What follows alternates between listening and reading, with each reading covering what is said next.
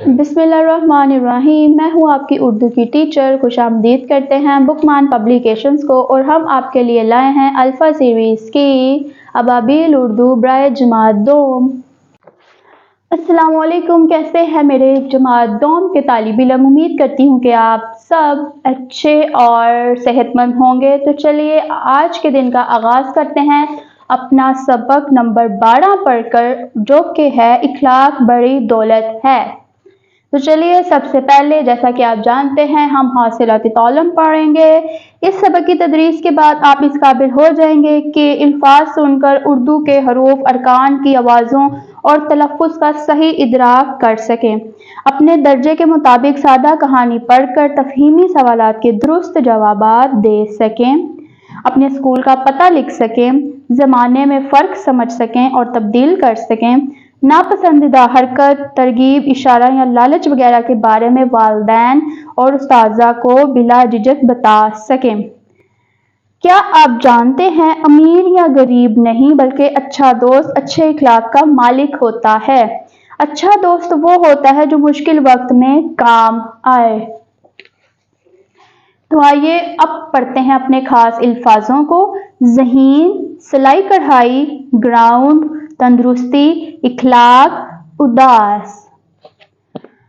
तो चलिए शुरू करते हैं आज की रीडिंग को। मूसा एक ज़हीन और मेहनती बच्चा है। उसके अब्बा फौत हो चुके हैं।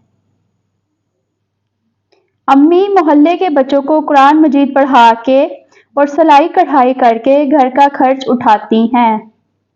वो मूसा का बड़ा ख्याल रखती हैं। मूसा सादा लेकिन साफ सुथरे कपड़े पहनता है।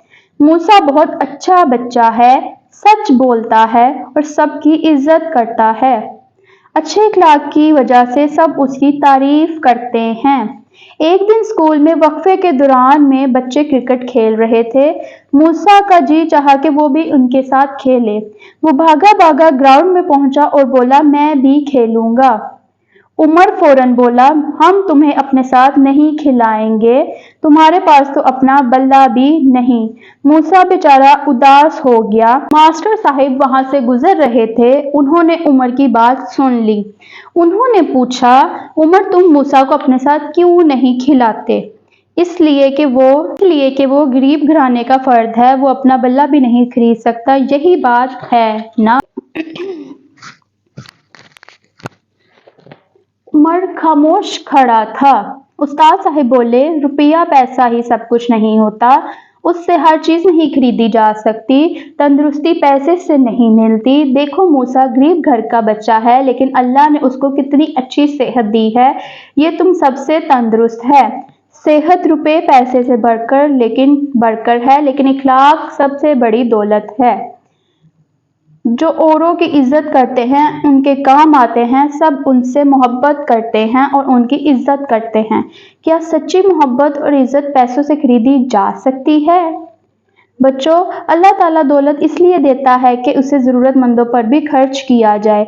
अल्लाह के लिए कोई मुश्किल नहीं कि वो जिसको चाहे दौलत दे दे और जिससे जब चाहे वापस ले ले। इसलिए माल ताल पर इतराना अच्छी बात नहीं। उमर खामोशी से उस्ताद साहब की बात सुन रहा था। उसने यूं सर हिलाया जैसे सारी बातें उसकी समझ में आ गई हों। वो मूसा का हाथ पकड़कर बोला, मूसा आओ, आज से हम दोस्त हैं, अब हम सब मिलकर खेलेंगे।